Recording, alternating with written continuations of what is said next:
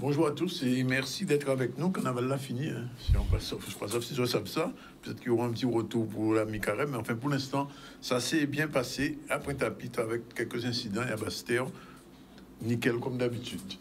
Le festival, le carnaval de Basse-Terre, même si Talina n'est pas d'accord. Aujourd'hui, on va recevoir dans un instant Maïté Perrault, elle est fondatrice de Serenity, du salon Serenity Island, la 6e édition déjà. Bonjour. Bonjour Danick, bonjour à tous. Bon, on recevoir aussi M. Michel Gérant, il est syndicaliste, mais aussi il est représentant des collectifs, des organisations en lutte. On va parler un petit peu des décisions qui ont été prises par l'État français par rapport aux soignants, mais visiblement, rien n'a vraiment beaucoup avancé. On en parlera. Olivia Ramoutard, le président de la Fédération du tourisme de proximité, sera aussi notre invité. Et on va débuter une chronique aujourd'hui avec Caroline Alix, chronique pour apaiser nos relations. Sinon, l'actualité, c'est la visite du sous-préfet à Trois-Rivières. Olivier Félix était sur place. L'inauguration de l'aérodrome de Désirade. J'espère que le sujet sera prêt. Massa-Riban, on a vu ça, c'était au MAC lundi dernier. Et puis un extrait du mercredi décembre. Tout ça pour parler un petit peu du carnaval. Merci encore d'être aussi nombreux. Alors, Salon Serenity Island, 6e édition, m'a été... Grande sérénité après le carnaval. C'est décompression un peu. C'est l'occasion, pas qu'après le carnaval, après ces 2 ans, et puis dans le quotidien, on a besoin, je pense, tous de sérénité par rapport à des sujets qui nous touchent tous de manière personnelle ou collective d'ailleurs. Donc je regarde l'intervention pour tout à l'heure. Donc effectivement, c'est un salon. L'objectif de cet événement, c'était à la base, ça s'appelait les rencontres, parce qu'il y a une philosophie derrière, c'est aller à la rencontre de l'autre pour aller à la rencontre de soi. Donc c'est sur une base philosophique qu'en allant vers l'autre, l'humain est un être social, qu'on a besoin de l'autre pour se définir, et que justement en allant vers l'autre, c'est une sorte de miroir finalement de soi-même. Et donc l'objectif, c'était de réunir en une seule journée, donc de 9h à 19h, tous les acteurs du bien-être. Alors quand on parle bien-être, c'est vraiment dans sa définition la plus large. Ça peut être de la randonnée, parce que quand on se reconnecte avec la nature sur un simple sentier de randonnée, eh bien, on a du bien-être, à des pratiques plus holistiques sur la médecine ayurvédique, la médecine chinoise, voilà, tout ce qui est massage, tout type de massage. On a également, l'objectif, c'est de pouvoir montrer toutes les expériences bien-être possibles pour effectivement trouver sa voie, trouver des réponses à ces questions, parce qu'on s'en pose tous.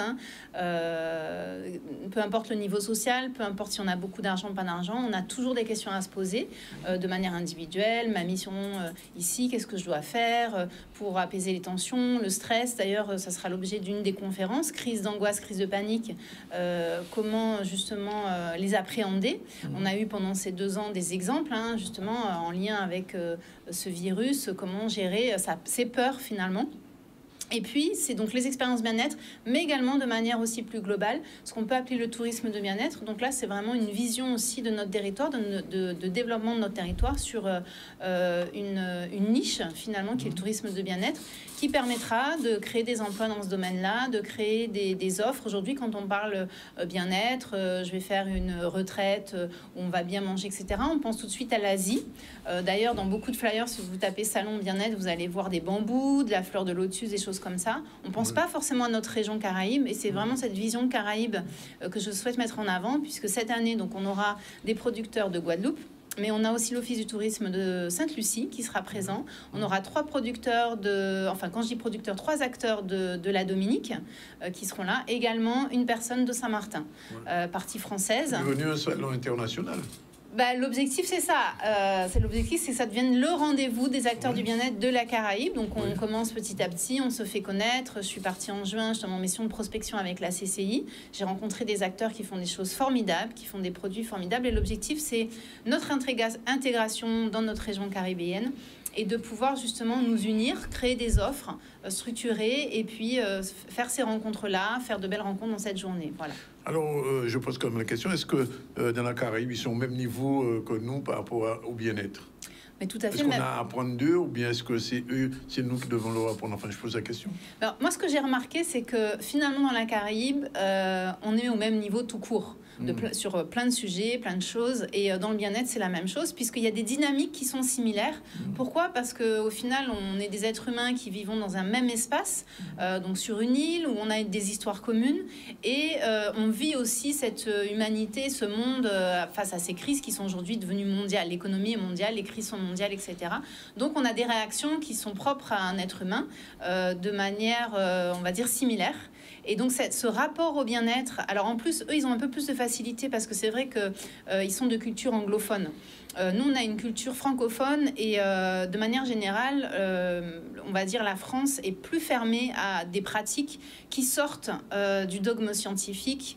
Et on va reparler des pratiques voilà, qui ils sont vues de mauvais œil, alors que dans d'autres territoires, que ce soit le jeûne, la monodiète, voilà, jeûne et randonnée, que ce soit des pratiques comme la médecine ayurvédique, qui est quand même une médecine millénaire, comme la médecine chinoise, voilà, ne sont pas forcément reconnus par nos médecins de médecine allopathique, on va dire occidentale. L'utilisation de nos remèdes rasiers, ben voilà, il a fallu aussi un gros travail du docteur Henri Joseph et d'autres pour faire valoir dans, on va dire, dans la botanique officielle française. Donc c'est pas un combat, mais c'est vrai qu'il y a, en tout cas, comme tu demandais la comparaison entre les îles, c'est vrai qu'on sent moins de restrictions sur les îles anglophones qui sont plus ouverts. Par exemple, on a un chef, alors il sera pas là parce que malheureusement il a quelque chose, mais je voudrais vraiment l'inviter sur les prochaines éditions. C'est un chef guadeloupéen qui a vécu pas mal de temps en Angleterre et qui a fait une formation dans la plus grande école de naturopathie et de cuisine végétarienne de Londres. Donc, et ça, c'est valorisé sur ces territoires-là. Donc, l'objectif ici, c'est d'aller en ce sens pour montrer qu'effectivement, on est pour une médecine intégrative. Donc, à côté de la médecine allopathique, donc quand on va chez son médecin, on peut à côté utiliser des techniques et des pratiques qui va permettre de contribuer à un mieux-être. Bien. Et je vois que, comme d'habitude, il y a 7 auteurs qui sont prévus. Voilà, alors l'objectif, c'est ça, c'est le bien-être, comme je disais, dans toutes ces dimensions. Et alors moi, je suis une grande lectrice GT, parce qu'avec Internet, aujourd'hui, c'est un peu plus difficile.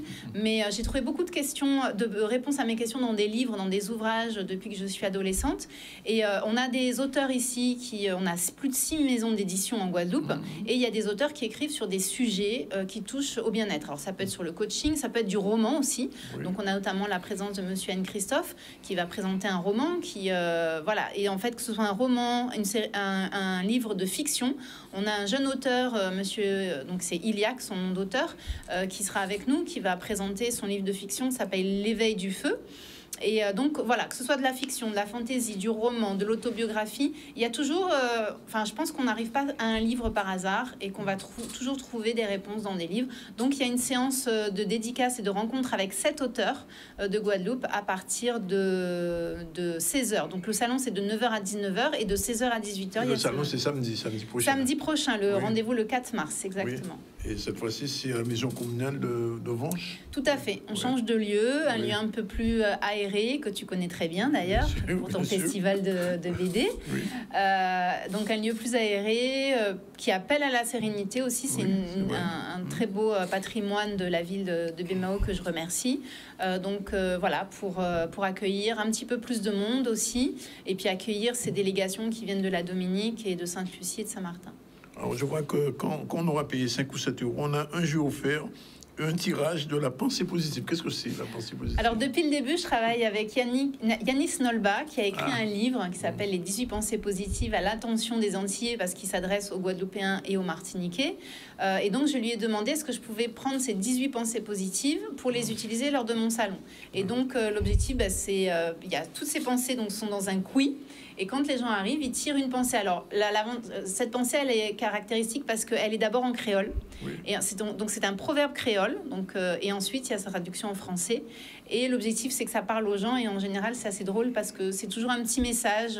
Bon, là, c'est le petit côté un petit peu, il n'y a pas de hasard. Il y a toujours un petit signe, qui nous parle. Et on a des très bons retours. C'est aussi pour mettre les gens dans une ambiance. Alors, pour le jus offert, c'est aussi ce qui fait la spécificité du jus. C'est vraiment d'accueillir le public public dans des conditions voilà, où déjà ils arrivent et ils ont l'occasion de déguster un jus créé par un créateur local de jus local. Donc il y a, en fonction des années, donc il peut y avoir des jus de découverte comme curcuma citron, comme pastèque menthe, comme voilà, donc des jus avec des saveurs assez intéressantes. Et puis ce petit tirage pour rentrer dans le voyage qu'on propose à travers ce salon à la découverte donc des exposants venus nombreux. Bon, alors, rendez-vous est pris donc samedi. Samedi 4 mars. À partir de 9h. 9h à la... Jusqu'à 19h. La dernière fois, on m'a dit qu'il y avait beaucoup de gens.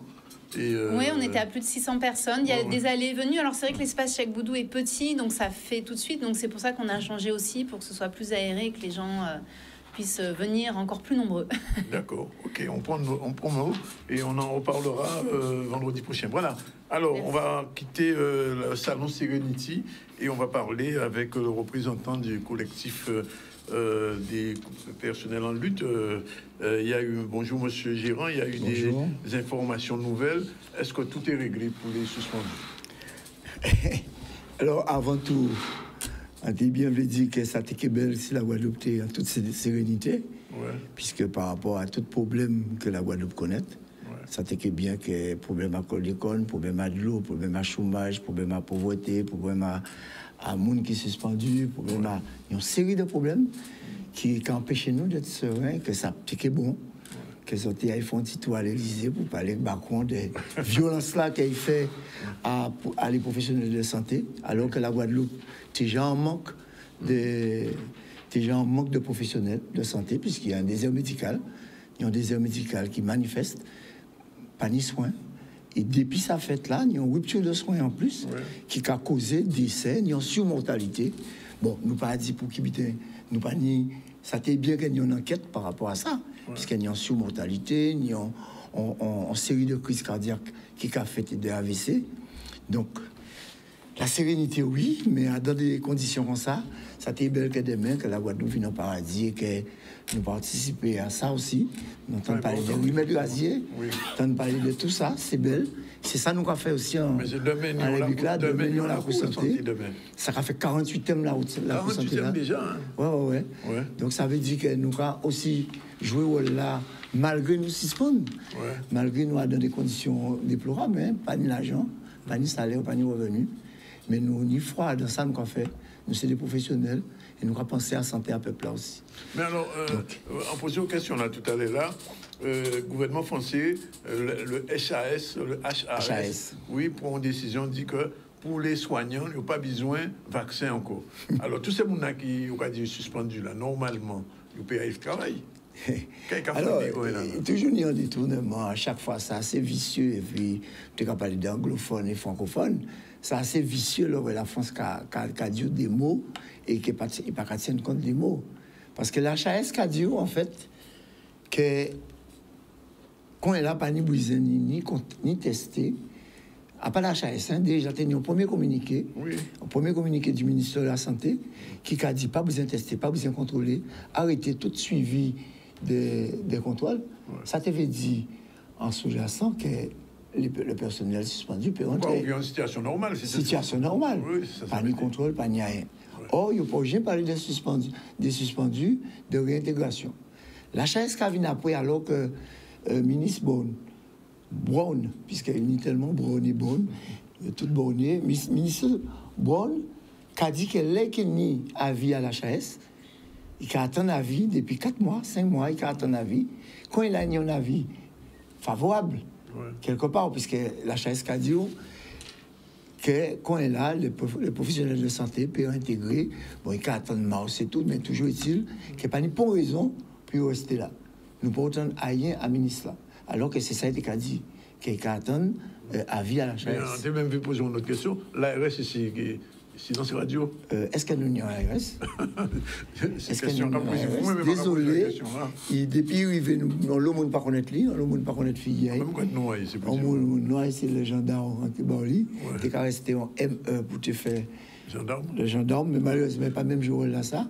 Donc Non, pas ni pour le monde. Il y a une rupture de soins totale en Guadeloupe. Il y a une rupture de soins. Et voilà, l'ARS, c'est en offre de soins. Parmi les axes qu'il y a dans Relay, c'est offert peuple en soins. Or, quand tu vas à l'hôpital, là, dans les hôpitaux, pas ni soins, il manque de personnel, il manque de matériel. Même au niveau des ambulances, qu'on est là. Eh bien, les ambulances, 15 ambulances, car des fois en ligne, en attente, quand restait 6 heures d'attente, ça veut dire que malade là-dedans, ça veut dire que malade là, il y a une urgence qui a 6 ans dans eh bien oui, ben c'est les pompiers prouvaient ça, ils font un courrier à préfet là pour montrer ça. Et ça t'est filmé dans les réseaux. Donc, comment on peut comprendre qu'il n'y a pas une bonne réaction vis-à-vis de ça? Alors, le peuple en danger, oui, t'es ni carnaval, mais ni monde qui mort toujours, et ni monde qui mérite ça. Alors, nous, notre but encore, c'est qu'en vrai, ni des semaines que les élus, présidents, conseils régionaux, tout ça, on essaie de motion en sens à ça. Mais ça veut dire qu'il n'y a pas apaiser à dans le gouvernement là. Non, il n'y a pas apaiser à la preuve, il n'y a pas tant. Le ministère va faire, on sortit aussi à communiquer, suite à communiquer à l'HAS, il a dit de porter manœuvre. Mais ça a eu urgent en Guadeloupe. C'est pas comme en France. Ça a eu urgent, nous allons les lettres. Donc, c'est très urgent de ne pas attendre fin mars, parce que le monde a continué mort. Et qui pas ni qui Covid. Il y a qui oublié les autres pathologies qui alentour, si ni un taux de comorbidité énorme, si ni de l'eau là qui pas bon et que le monde boit parce que il peut pas faire autrement, mais ni monde qui boit de l'eau là qui est infecté là, avec bactéries et compagnie. Donc il y a une urgence capitale. Ça doit être déjà arrêté depuis longtemps. Mais là encore, on voit que les élus pas en force à nous. Donc nous sommes obligés de marcher la rue là, nous sommes obligés de faire meeting, nous sommes obligés qu'à interpeller les élus, qu'à interpeller tout le monde. Mais jusqu'à présent, il faut considérer nous comme moins que rien. Donc, du point de vue, parce que nous, notre information, c'est qu'on a des semaines en infirmier, en soignant, qui gagnent aussi au tribunal aussi. Oui, il a gagné 3 fois. 3 fois. Chaque fois que le directeur a fait appel, et il a gagné, mais il n'a pas pu réintégrer. Malgré la justice. Non, pas du tout. Pas du tout. On a un monde anarchiste, on a un monde aussi là, qui a fait ça, ils veulent, ils ont un pouvoir colonial qui manifeste. Donc là aussi, il fait, alors que nous demandons une dérogation par rapport à la loi là, pour obligation là, parce que nous ne pas suspendre les professionnels de santé, alors qu'il y a manqué de monde déjà. Or, il dit qu'il n'y a pas qu'à déroger. Subitement, là, on est sorti, aussi là, il n'y a pas déroger. Guadeloupe et Martinique seulement, où là, il y a un texte assis, rupture conventionnelle, uniquement pour Guadeloupe et Martinique. Mais c'est bizarre, ça. Et Guyane, et la France. Pourquoi il y a une telle dérogation, subitement, qui est sorti, on ne peut pas comprendre rien. Donc, ils voulaient débarrasser eux. En fin de compte, c'est le but, hein. C'est de réduire le taux d'hospitalisation, c'est-à-dire le nombre de lits, et réduire la masse salariale.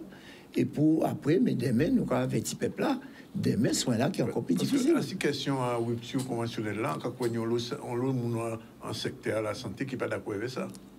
Mais il ciblait un qui pour les fonctionnaires. Ni les privés, ni les libéraux, pas dans ça. D'accord. Tout ça, c'est en forme de discrimination. Et on a l'impression que c'est des amateurs qui ont le gouvernement et qui ont fait des textes, mais ils n'ont pas réfléchi à ça, ils ont fait. Mais c'est grave. Pourquoi font des dérogations pour rupture conventionnelle pour un qui a dans les hôpitaux, dans les structures hospitalières, alors qu'on est les cliniques, on est les privés et on est les libéraux. Oui. Donc là encore, c'est encore notre truchement. Et chaque fois, la population a resté pris dans ces bidons-là, ça. Et on a fait durer jusqu'à 100 jours, un jour que ça pétait. Ça pétait parce que le monde ne peut pas encore. Ouais. Voilà, non, mais c'est un véritable problème. On a pensé que ça a fait coller la remontée, là. Mais coller la remontée même, puisque mon monde pas de l'argent, mon cas voit huissier, mon cas de case. 18 mois. 18 mois. Moi, en tant que libéral, en paix de cabinet en moins, en paix de clientèle en moins, en paix de notoriété là, donc il dit entre guillemets, qui est au Jani, puisque là, au libéral, le monde connaît vous, le monde qui a crié. Donc, comment on entrer? Là, il dit moi, réintégration, à entrer comment? Au long cas de bout, pour moi attendre qu'elle réintégré. Sans cabinet, sans compter les courriers d'huissier qui a entré, la banque qui a embêté. Oui, bien sûr. Mais en situation, sont telles violences. C'est pour ça que sérénité, oui, hein, ça fait belle que nous entrions dans une forme de sérénité, parce que la Guadeloupe nie quand même la capacité de sembler en paradis, en Kédi, puisque en tant dernièrement que c'est parmi un coin touristique les prisés, les plus prisés, plus demandés, mais avec qui est-ce qu'on peut recevoir touristes dans l'hôpital comme ça? Sinon, problème. Sinon, séisme demain, nous ni volcans, nous ni les ouragans, nous ni des problèmes, des catastrophes naturelles qui peuvent joindre nous. Avec qui moun? Les temps qu'il y a crié moun en France, mais moun qui jacquent mort toujours. Donc, on va voir, nous n'avons pas compris une situation là. Pourquoi il faut laisser ce pays là comme ça? Donc ça grave, c'est très grave. Demain, dans la Cour santé, ils ont parlé de ça aussi, ça prévu?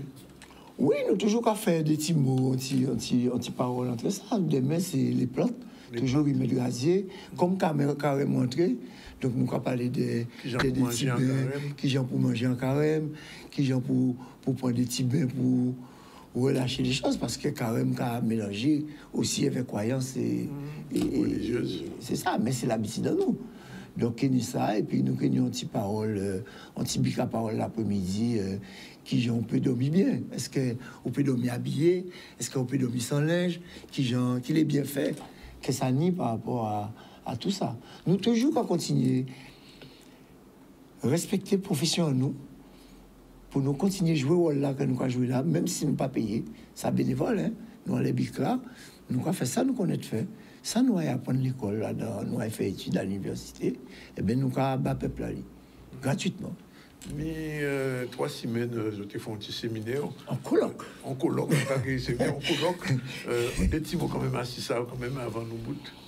Ah oui, c'était un très bel colloque. Quand il a le matin, alors nous tenions une belle entrée, une belle ouverture avec les professionnels des différents secteurs, l'hôpital, dans les cliniques et les libéraux. Ils présentent un thème, ils étaient devant en pupitre et présenter au public là un thème qui a été choisi, soit profession à eux, soit qui j'ai eu la santé pour demain. C'était très belle. Et l'après-midi, nous tenions un orchestre, bien sûr, entre midi et 2, qui était permettre de manger en toute sérénité. Et l'après-midi, nous tenions une belle assemblée avec Dr. Joseph, Jolo, historien Jean-Pierre Sainton, et Babel, M. Babel qui sont écrivains aussi. Spécialiste à fruits à pain. Et spécialiste à farine aussi, qui a transformé. Ouais. Donc, nous avons un bel panel et un bel beau cantage. Ça était de haut niveau.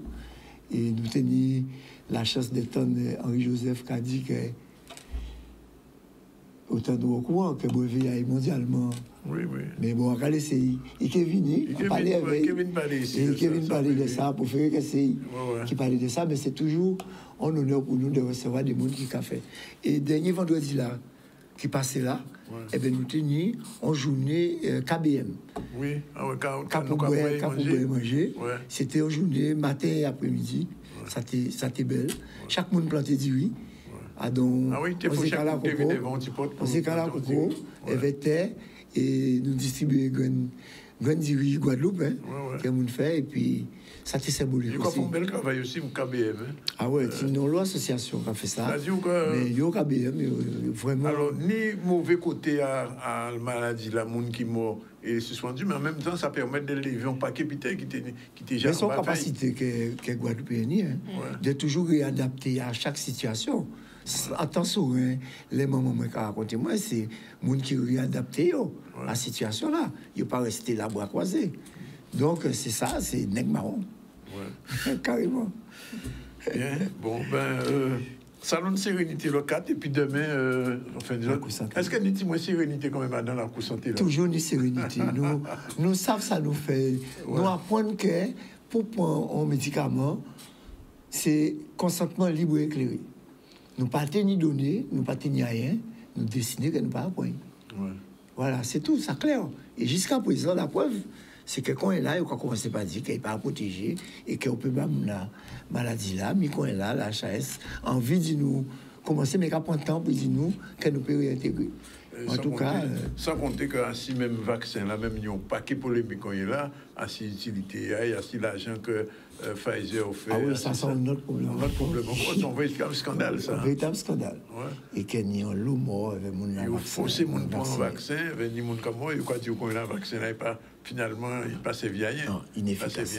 Inefficace. Pour les 35 milliards que l'Europe dépensé. Le bon il va faire un vaccin pour VIH. Ouais. Alors, à part ça, les virus, ça pas quoi qu'on fait vaccin facilement. Bien. Surtout en deux semaines. Ben, merci Michel Girand, merci Maïté. Donc on a les 2 rendez-vous demain et puis samedi prochain. Juste un dernier mot, il y aura 50 exposants. Oui. Ouais. Plus de 50. Ouais. Bon, il faut venir avec sa carte bleue, j'ai bien compris.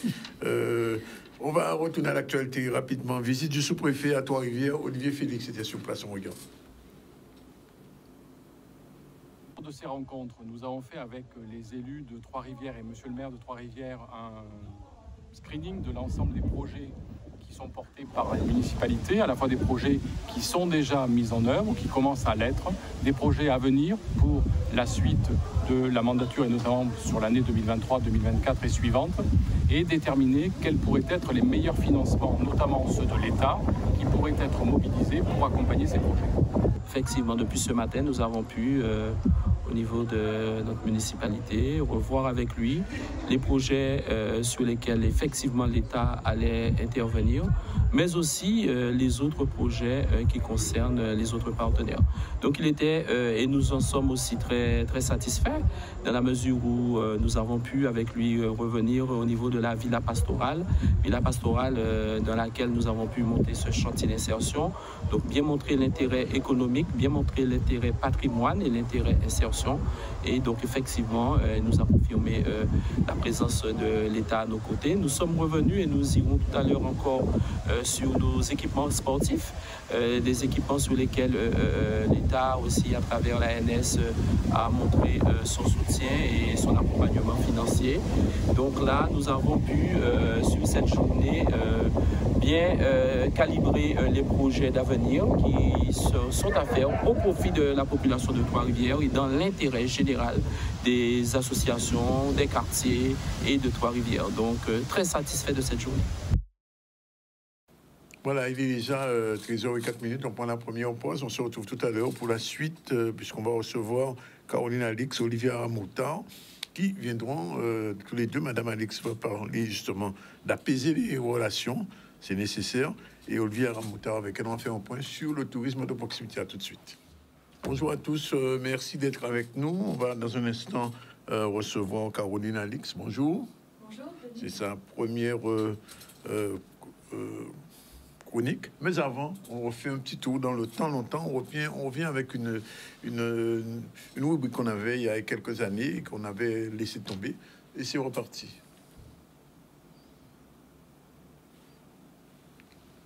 Voilà. Temps longtemps. Alors, aujourd'hui, on va parler de William Dubois, William Edgar Burgard Dubois, dit Web, qui était un écrivain militant antiraciste et panafricaniste. Il est né à Gonesse, il fut le premier Afro-Américain à obtenir un doctorat et il devint professeur de sociologie et d'économie. Il se fit connaître en devenant le chef du Niagara Nord et s'opposait au compromis d'Atlanta rédigé par Booker T. Washington à l'époque. Le racisme était sa principale cible et il a protesté fermement contre le lynchage et les lois, ce qu'on appelait à l'époque les lois Jim Crow et la discrimination dans l'éducation et au travail. Il fut un défenseur du panafricanisme et aida à l'organisation de congrès panafricains pour soutenir les demandes d'indépendance des colonies africaines. Dubois est mort en 1963. Il avait 95 ans. C'était un véritable militant. Et aux États-Unis, il est respecté. Il fallait faire un petit focus sur lui, puisque 23 février 1868, c'était la date de son anniversaire. Et donc, demain, on va retrouver quelqu'un d'autre. Et de temps en temps, c'est comme ça, chaque jour, on fera un petit focus sur une personnalité ou un pays qui mérite un petit coup d'œil. Voilà, on va revenir à l'actualité. L'inauguration la semaine dernière de l'aérodrome de la Désirade, puisqu'aujourd'hui, le président du Conseil général continue sa tournée. Il est à Marie-Galante en ce moment même. Vous avez dû voir le direct. La semaine dernière, l'aérodrome de Désirade a été refait complètement à neuf. Reportage tout de suite, Loane Duhamel.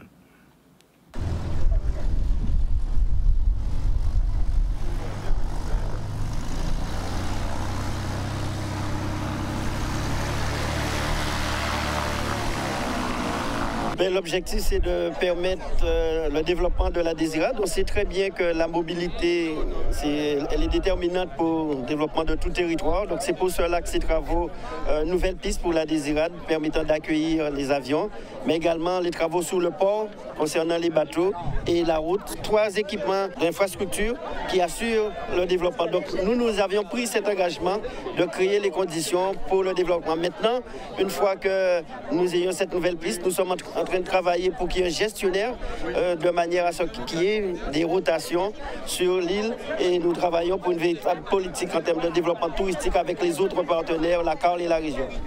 C'est une piste, au-delà du côté physique de la piste, c'est surtout une piste qui répond à une demande forte de la population, surtout la base même de notre développement économique et touristique également, puisqu'il est bien de pouvoir parler de développement, de parler de toutes de bonnes choses, mais si nous n'avons pas de beaux infrastructures qui attirent, mais également qui rendent confiance les usagers, les choses risquent d'être compliquées. Donc c'est vrai qu'aujourd'hui, nous avons le conseil départemental qui est à nos côtés, qui travaille dans ce sens, et on est juste émerveillés par notamment la beauté de la piste, mais également de ce que va nous rapporter cette piste dans les années à venir.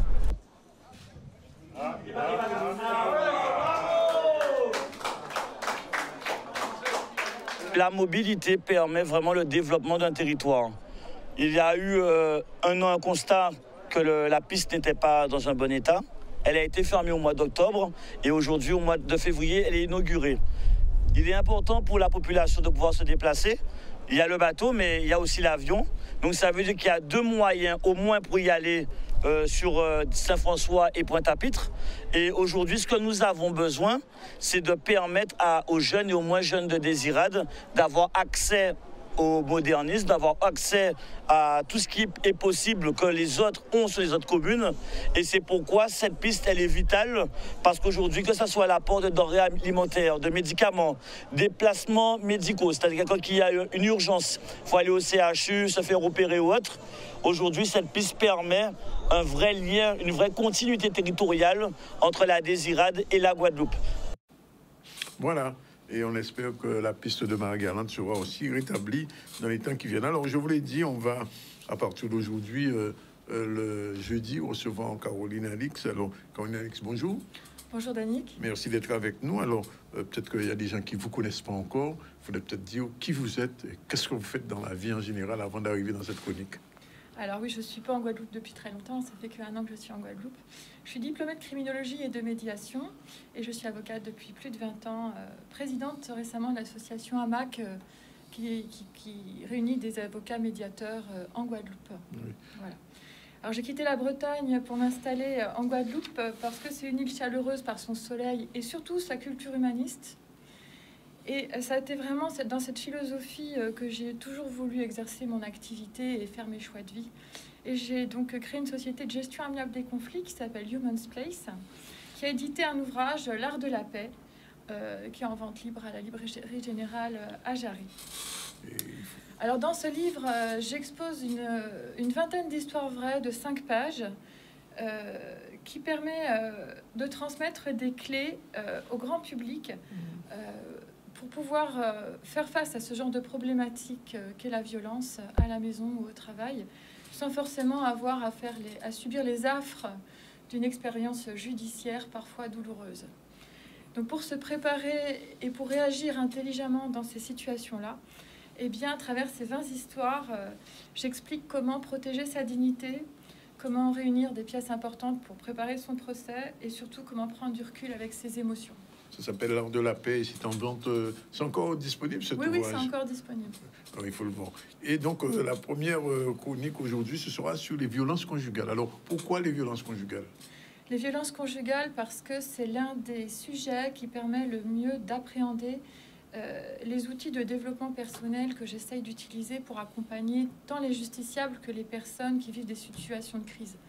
Le problème des violences conjugales, c'est que il y a des phénomènes très destructeurs qui impliquent une réaction très rapide. Pour accompagner ces gens-là, il faut aller très vite, il faut qu'ils sortent très vite de leurs problématiques. Et malheureusement, des consultations parfois chez les psychologues, ça prend beaucoup de temps pour élaborer du sens et ça ne va pas assez vite.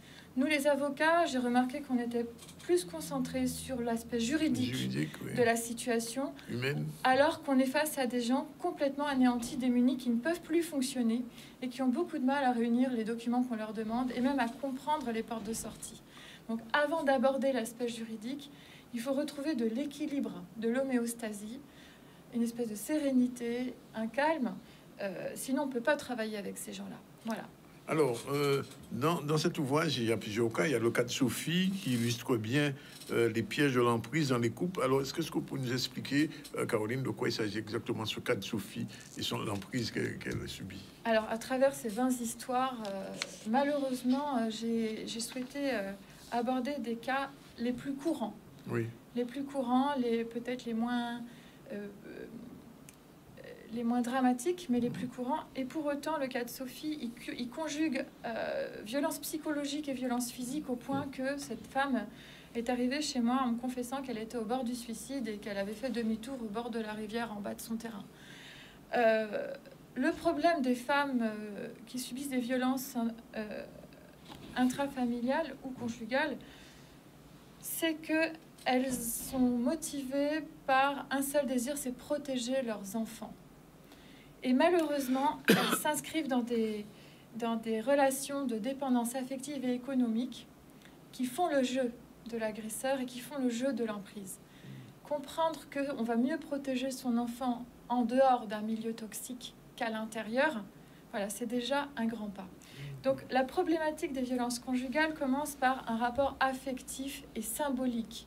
Il faut faire le deuil du foyer, avec un papa, une maman, et bien souvent les personnes qui restent et qui ont peur de partir, c'est parce qu'elles préfèrent protéger l'enfant et le cadre, le foyer de l'enfant, plus qu'elles-mêmes. Voilà. Et ça fait partie des dépendances affectives et économiques qui font le lit de la problématique.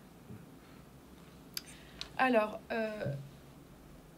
ça, c'est pour ce qui est de l'aspect affectif du problème des violences conjugales. Mais il y a un autre aspect. Et puis après, j'aimerais vous alerter sur un danger avec des erreurs d'interprétation qui sont souvent commises sur le terrain et catastrophiques et irréversibles.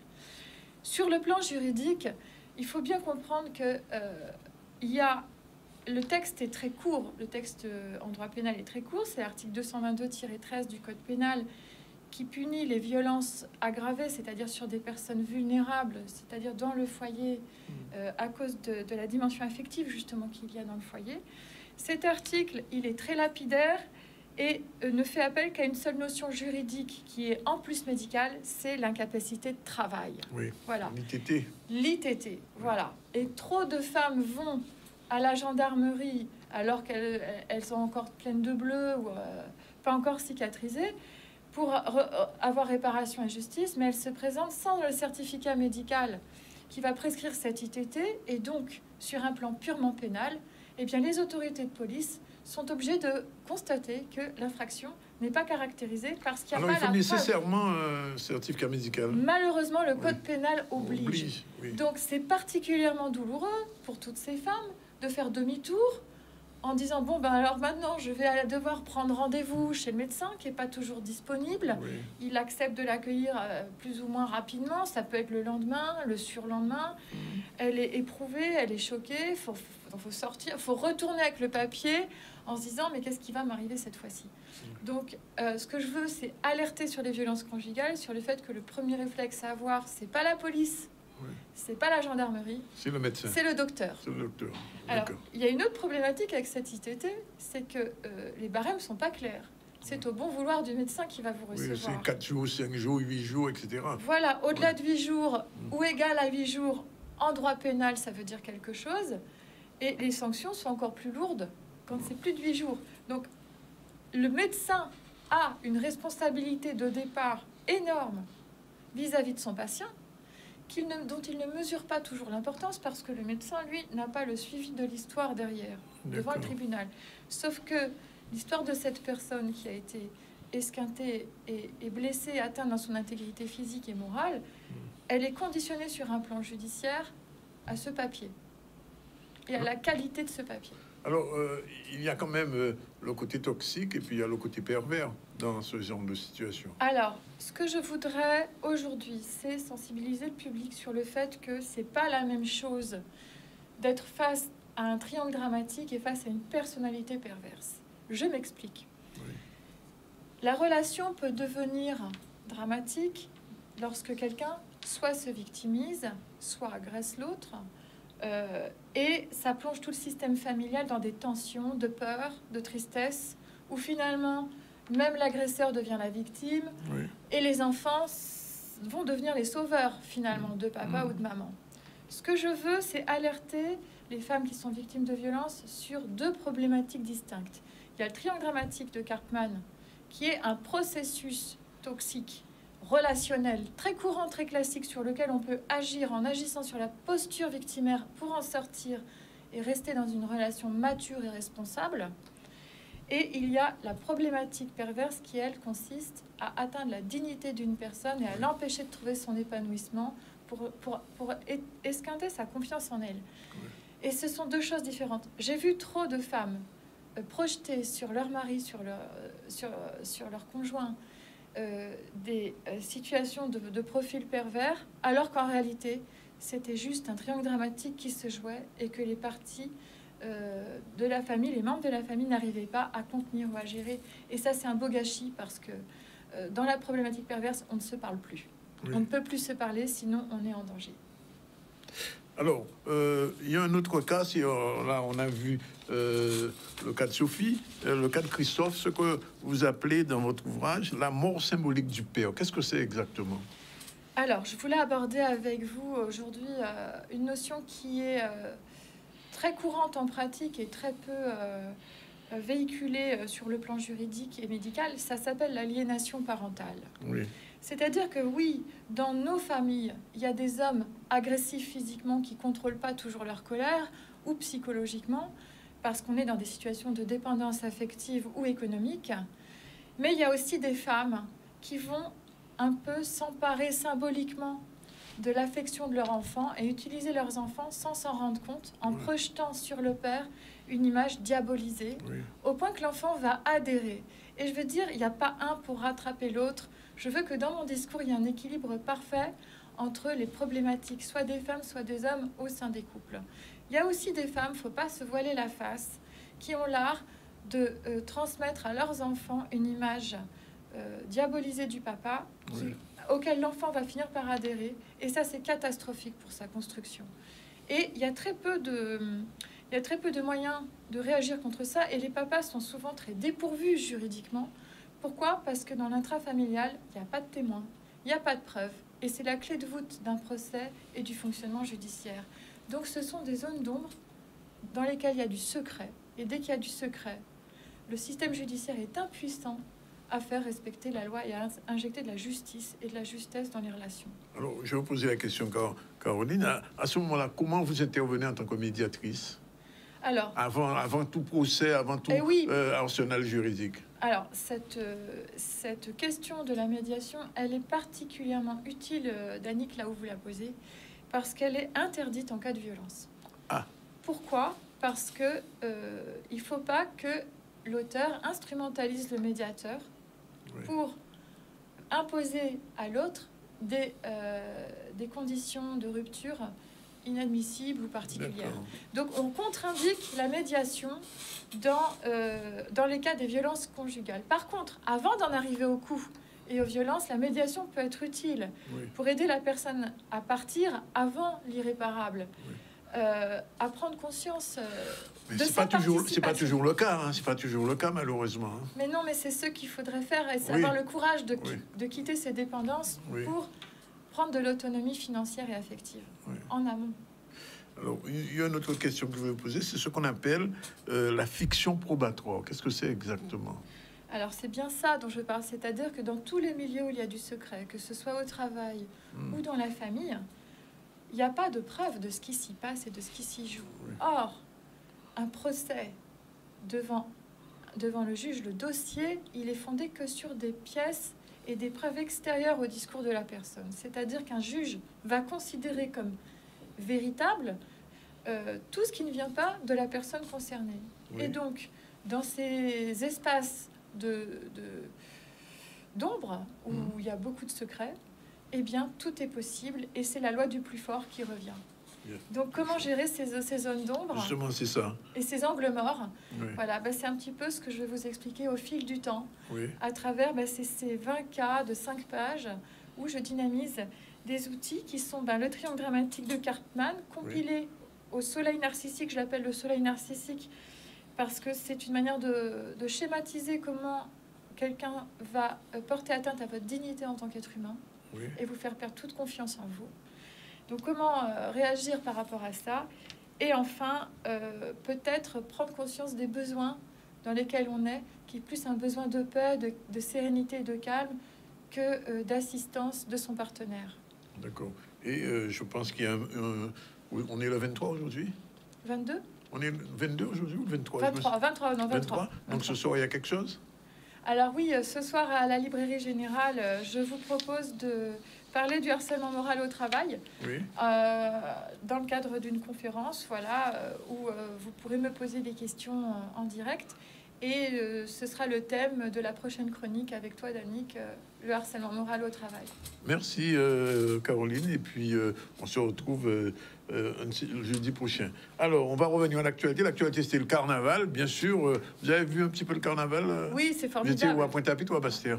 À Basse-Terre. À Basse-Terre, c'était super, Basse-Terre. Extraordinaire. Ouais, extraordinaire. Bon, je voulais entendre dire. Massa Ruban, c'était au MAC lundi dernier.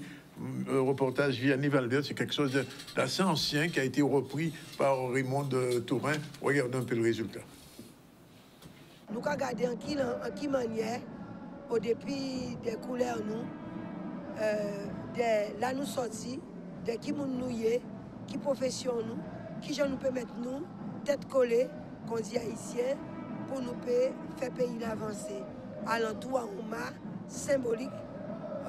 Qui c'est ma ruban à la colombe du Rimel, de Capester Bello, qui a 50 ans là. Ça. Donc, par rapport à ça, nous allons à l'entourage pour faire force, pour faire pays avancer. Voilà. C'est pas un masque, c'est quelque chose qui a été importé au départ d'Europe. Je crois que c'est les Anglais qui ont ramené un peu, qui ont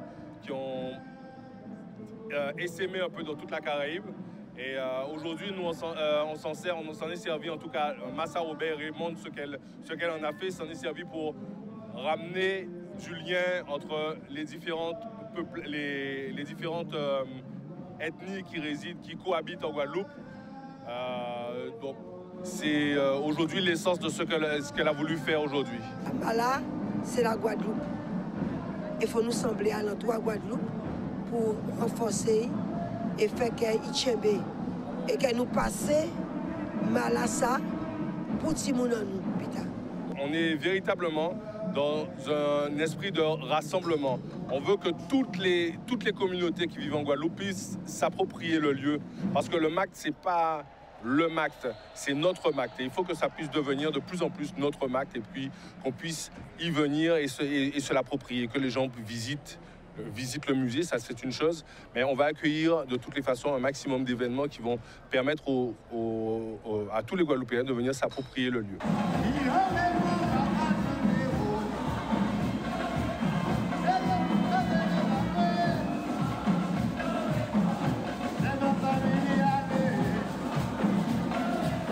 Une belle manifestation symbolique qu'il ne fallait pas rater. Massa Ruban, c'est un vieux bitin, une vieille tradition, nous. Mais nous remettons au bout du jour et comme vous l'avez dit tout à l'heure, c'est dans ma quand nous voyons. Voilà, nous avons un deuxième type campo et on se retrouve tout à l'heure avec Madame Olivia Ramoutar. Ce sera notre dernière invitée du ZCL là tout de suite. Voilà, on retrouve sur le plateau du ZCL News. C'est la dernière partie et c'est la dernière invitée aussi. Elle s'appelle Olivia Ramoutar. Bonjour. Bonjour. Vous êtes la nouvelle présidente, j'allais dire présidente de l'Office du tourisme de proximité. Comment on appelle ça? Non, la Fédération du tourisme de proximité de Guadeloupe. De Guadeloupe. Alors, c'est un organisme qui est important parce que on a deux types de tourisme en Guadeloupe. Il y a le tourisme grand luxe, hôtel, etc. Et puis il y a l'autre tourisme de proximité qui est aussi important.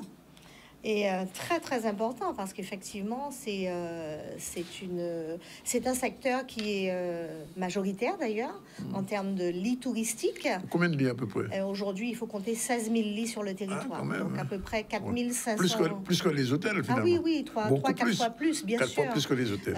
Aujourd'hui, on a à peu près 4 500 unités touristiques sur le territoire, avec à peu près 3, 4, 5 lits touristiques.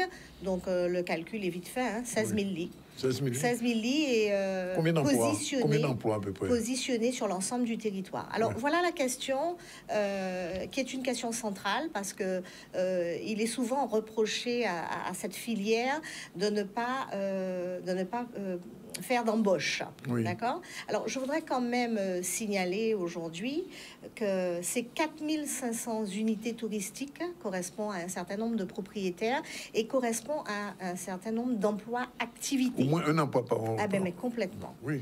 Donc, ça ne veut pas dire que parce qu'on n'est pas salarié, on ne crée pas de valeur ajoutée. Et je peux vous dire que c'est très, très important, d'autant plus qu'autour de ces professions-là, nous avons un certain nombre également de professionnels qui tournent autour de ces activités et donc qui créent énormément de valeur ajoutée sur cette activité. Par exemple, quand on a un gîte, il y a un propriétaire, mais il y a aussi un cuisinier. Il y a quelqu'un qui fait le nettoyage. Ah, mais bien sûr, il y a un propriétaire, il y a un jardinier, il y a un pisciniste, il y a un plombier, il y a électricien, tout un tas, oui. Énormément d'activités. Donc ça génère tout un écosystème en fait. Absolument. Et donc il est énorme. Et je crois qu'aujourd'hui, et c'est le rôle de la fédération, de faire savoir quel est le poids économique aujourd'hui de ce secteur sur le territoire de la Guadeloupe. Alors pour que ce soit bien clair, il n'y a pas d'opposition entre les gîtes et les hôtels. C'est complémentaire.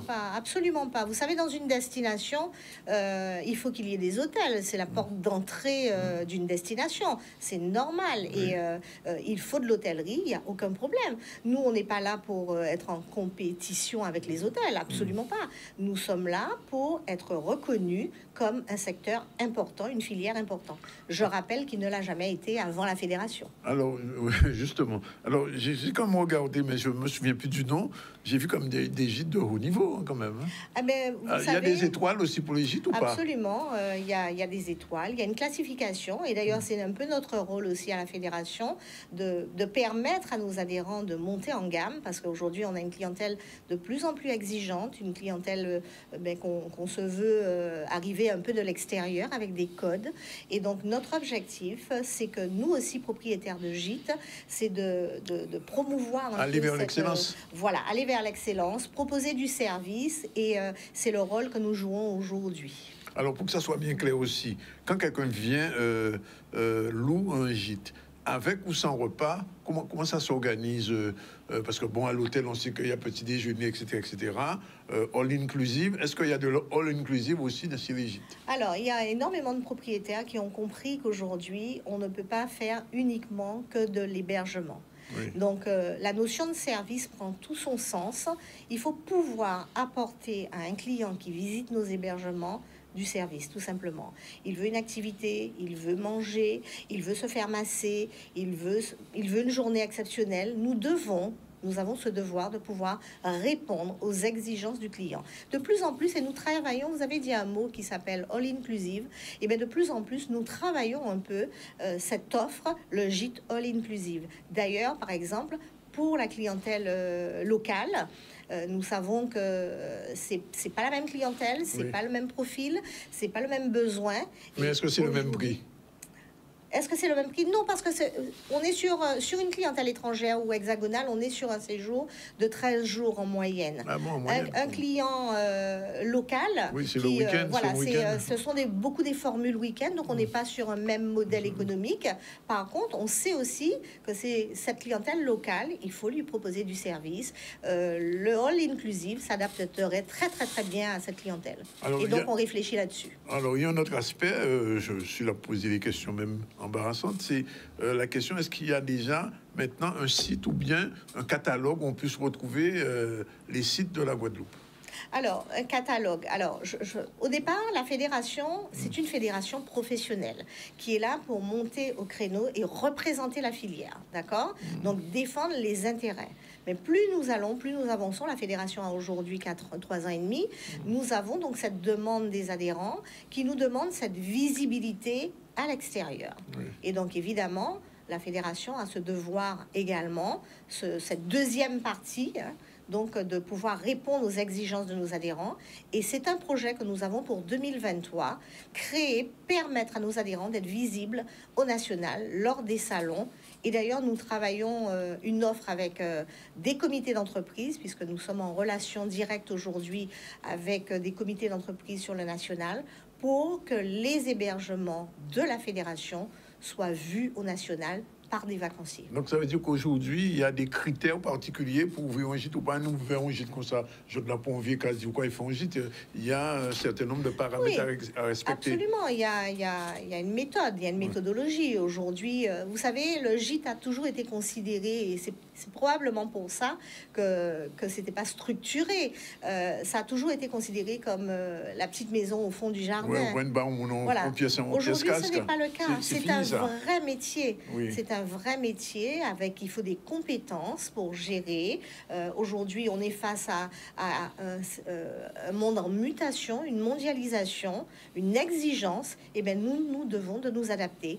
Et nous, en tant que propriétaires, nous le faisons, puisque la fédération va bientôt mettre en place des modules de formation. Justement, j'allais y venir, parce que vous êtes formatrice aussi. Absolument, qui seront adaptés, bien ciblés aux besoins de nos adhérents. Oui.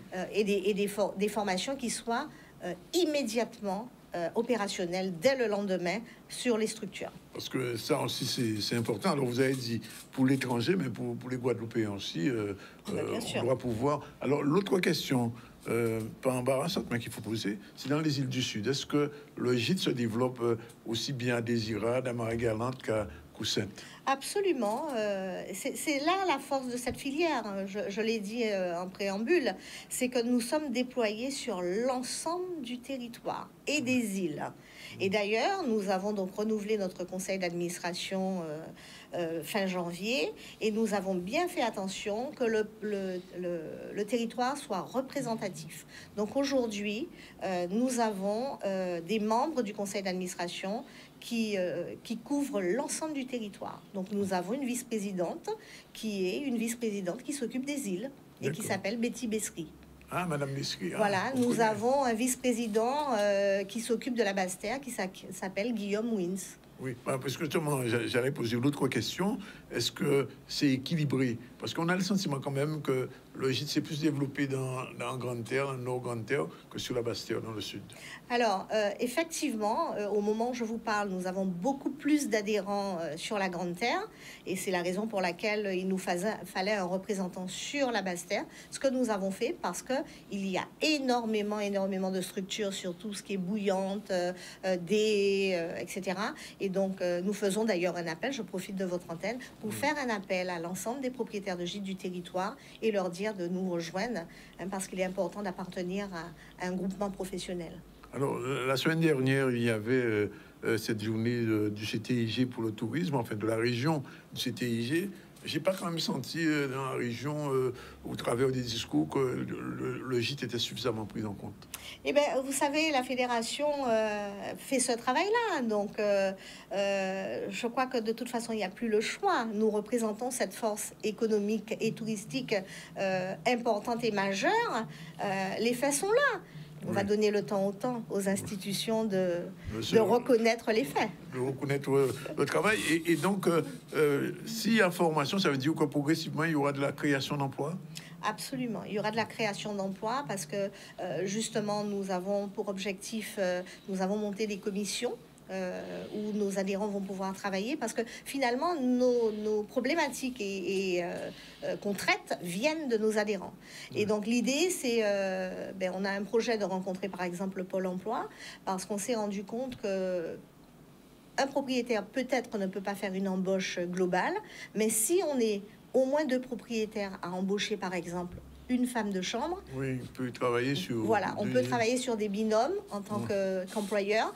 Donc, voir avec le Pôle emploi ce qu'ils peuvent nous proposer. D'ailleurs, c'est aussi le sens du travail de la Fédération, c'est de travailler avec des partenaires. Nous avons signé donc une convention, par exemple, avec la Chambre des métiers, puisqu'on s'est quand même rendu compte que l'artisanat est étroitement lié au tourisme, donc qu'il fallait absolument travailler ensemble, et nous allons peut-être mettre en place notre première activité avec la Chambre des métiers dans un gîte touristique et créer des produits touristiques, artisanat et fédération. Alors j'imagine qu'il y a des gens qui vous regardent en ce moment un peu partout en Guadeloupe, Marie-Galante, à Désirade ou à Vieux Habitants. Quel est le bon profil pour être un giteur aujourd'hui? Déjà, qu'est-ce qu'il faut? Qu'est-ce qu'il faut? Faut aimer l'autre, faut aimer recevoir. Oui. Ça c'est la chose essentielle. Ça c'est le premier ingrédient. Aimer les gens, aimer recevoir, aimer la Guadeloupe tout simplement et savoir la vendre. Oui. Parce que je rappelle que nous sommes les premiers ambassadeurs de notre territoire, puisque quand le client arrive, nous prenons le temps avec eux, et c'est là le mot proximité prend tout son sens, parce qu'on s'assoit avec nos clients, on passe du temps avec eux et on leur donne les bons plans. Donc nous sommes les premiers ambassadeurs de notre territoire. Avant même les hôteliers. Ah mais complètement. Vous n'êtes pas la chambre numéro 10, etc. Non mais c'est vrai, c'est un peu la différence. Ça arrive que le giteur puisse manger avec son client. Mais souvent, monsieur Zandronis. Pas seulement manger, nous les emmenons au carnaval, nous les emmenons voir des lait roses, nous les emmenons manger un colombo sur feuille de banane, nous les emmenons dans des activités, nous les emmenons participer à plein d'événements. Nous sortons avec nos clients, nous mangeons avec nos clients, nous prenons l'apéro avec nos clients, et ça, c'est le sens un peu de notre travail. Et quand vous allez à Paris, comment ça s'appelle cette organisation qui se fait chaque année? Top Reza. Top Reza. Est-ce que à Top Reza, où on vous a rencontré plusieurs fois, vous sentez que les gîtes prennent leur place aussi? Mais il y a un vrai engouement pour le gîte touristique. Pourquoi? Parce qu'on se rend compte que le client a besoin d'expérience. Il a besoin de rencontrer l'autre. Oui. Il a besoin d'échanger. Et c'est vrai que venir dans une famille, venir dans un gîte touristique, c'est déjà de l'autonomie complète. Hein, d'accord? Donc ça veut dire qu'on fait comme on veut, quand on a envie. Mais c'est surtout aussi rencontrer l'autre, savoir comment il vit, connaître sa culture, connaître son histoire, connaître sa gastronomie. Et c'est vrai que on n'est pas fondu dans des grandes masses. Le gîte touristique, c'est de la personnalisation. Oui, et c'est très bien comme ça. Mais écoutez, on vous remercie. Peut-être un dernier mot, peut-être à l'attention des gîteurs qui vous regardent. Eh bien oui, j'aimerais bien lancer un message à l'ensemble des professionnels, leur dire que jusqu'ici, nous n'étions pas organisés, puisque nous étions dans aucune institution. Aujourd'hui, la Fédération se propose d'être votre voix, d'être celle qui va faire monter au créneau vos doléances, vos problématiques. Je vous demande de nous rejoindre le plus rapidement possible pour qu'on puisse être cette force économique touristique de la Guadeloupe. La Fédération n'a pas encore de local, non? Alors, bientôt, vous allez pouvoir venir. On va vous inviter d'ailleurs. Hein. Il sera à Jarry, notre local. Bien. Voilà. On est bien content de vous recevoir. Olivia Ramouta, présidente de la Fédération. Alors, on continue notre tour sur l'actualité. Hier, c'était mercredi décembre, comme tous les mercredis. C'est Yokantéry Vaval. Et on a choisi un groupe particulier. Olivia doit connaître, c'est Vim. On regarde un peu ce reportage de Gaëtan Borne. C'est parti.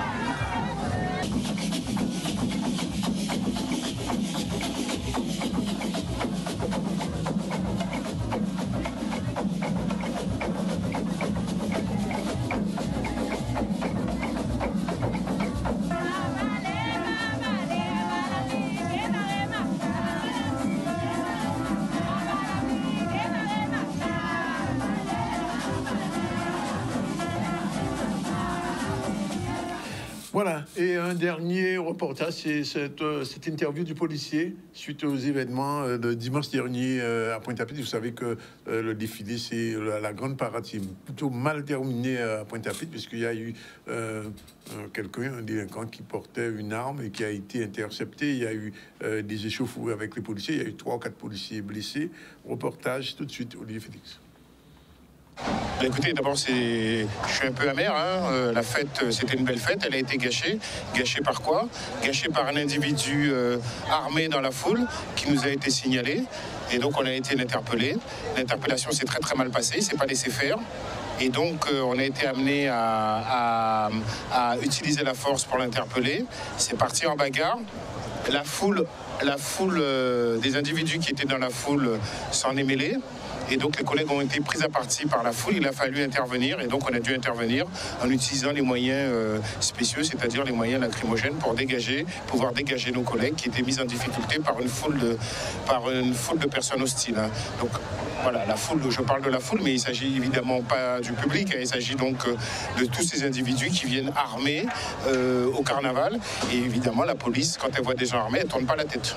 On a pour le moment 2 ou 3 fonctionnaires blessés. L'individu a été interpellé.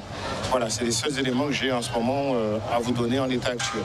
La police a fait son travail et après, la personne sera placée en garde à vue. On présente ensuite à l'autorité judiciaire, aux magistrats qui prennent le relais, qui prennent les décisions qui s'imposent. Voilà. Voilà, reportage de Charlie Dagonia sur les lieux même où ça s'est passé. Alors, je rappelle quand même qu'il y a eu 14 armes qui ont été saisies pendant ce carnaval. C'est beaucoup trop. Et il ne devrait pas avoir, pendant cette période, justement, d'armes qui circulent. Mais malheureusement, des gens qui croient que le carnaval, c'est le moment. Puis, on règle le problème ailleurs. Je rappelle, on revient au début du ZCL, qu'on a reçu Maïté Perrault pour son salon Serenity Island, qui aura lieu donc le 4 mars. À la maison communale de Vanche. Ensuite, on a reçu monsieur Michel Régent, syndicaliste UTS en résistance, mais aussi collectif libéral, qui nous explique un petit peu la situation particulière de la Guadeloupe en ce moment par rapport aux soignants. Il manque des médecins et les soignants sont toujours suspendus. Nous avons reçu aussi Caroline Alix, chronique apaiser nos relations, expliquer un peu comment il fallait ne pas tout le temps se précipiter vers la justice, mais essayer de trouver une médiation, mais avant les problématiques. Et puis on vient de terminer avec Olivier Ramouteur, la présidente de la Fédération du tourisme de proximité de la Guadeloupe. Sinon, l'actualité, c'était la visite du sous-préfet à Trois-Rivières. On a vu un peu ces échanges avec le maire en place en ce moment. Nous sommes allés après la Désirade où un aérodrome